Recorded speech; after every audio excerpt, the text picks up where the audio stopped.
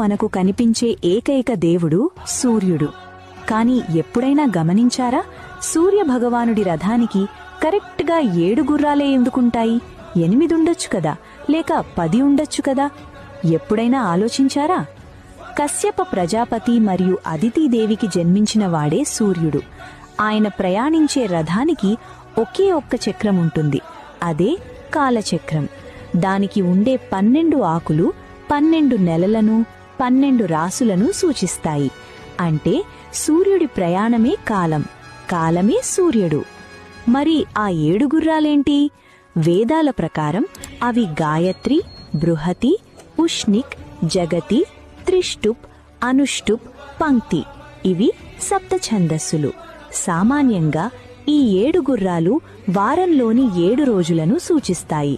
అంటే సూర్యుడు ఏ రోజూ సెలవు తీసుకోడు, కాలం ఆగదు. సూర్యకాంతిలో ఉండే 7 రంగులే ఈ 7 గుర్రాలు. సూర్యుడి రథ సారథి పేరు అనూరుడు. ఉదయం సూర్యుడు రాకముందే ఆకాశం ఎర్రగా మారుతుంది కదా, అదే అనూరుడు. అందుకే సూర్యోదయానికి ముందు ఎరుపు రంగు కనిపిస్తుంది. మన శరీరం కూడా ఒక రథం లాంటిదే.